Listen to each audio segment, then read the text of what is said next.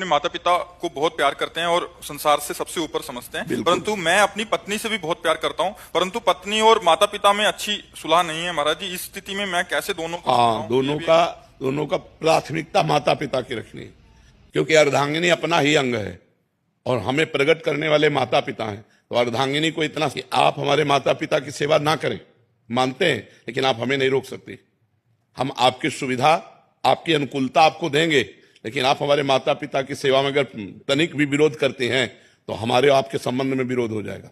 माता पिता का त्याग नहीं कर सकते, ये जरूर आप में होना चाहिए। अगर ये नहीं है तो जो अपने माता पिता का त्याग कर दे पत्नी के कहने पर, फिर क्या है, फिर धर्म में वीरता नहीं रही। ऐसा नहीं होना चाहिए। जो लड़की इस तरह की मतलब व्यवहार वाली हो कि आप हमसे प्यार करते हो, तो आप अपने माता पिता का त्याग कर दो, तो उससे कह देना चाहिए कि तैयार रहना, त्याग के लिए तैयार रहना। जिस दिन हमारे माता पिता की सेवा में व्यवधान उपस्थित कर दोगे, उसी दिन हमारे आपके बीच में संबंध विच्छेद हो जाएगा। और अगर आप हमारे माता पिता की सेवा करती हो तो हम आपको प्राणों से अधिक प्यार करेंगे, नहीं करती हो तो आपको अधिकार देंगे, लेकिन आप हमारे को सेवा में जाने से नहीं रोक सकती हो। इतना जरूर रहना चाहिए। माता पिता भगवान का स्वरूप है और पुत्र का पूरा अधिकार है माता पिता की सेवा करने का। तो ध्यान रखना, अवश्य में भोक्तव्यम कृतम कर्म शुभाशुभम। जो जैसे कर्म करेगा वैसा फल देगा भगवान, भोगना पड़ेगा, इसलिए बहुत सावधान।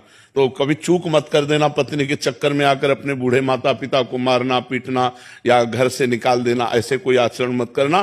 पत्नी से को तुम करो या ना करो, हम तुम पर दबाव नहीं डालते, लेकिन आप हम पर दबाव नहीं डाल सकते कि माता पिता की सेवा से हम वंचित हो। माता पिता ही महाराज जी थोड़े से अलग व्यवहार के हों, वो बहुत गलत व्यवहार करें। हाँ, तो उनको चाहिए, माता पिता को चाहिए कि बुढ़ापा आ रहा है, ज्यादा अगर उद्दंडता करेंगे तो दुर्गति को प्राप्त हो जाएंगे।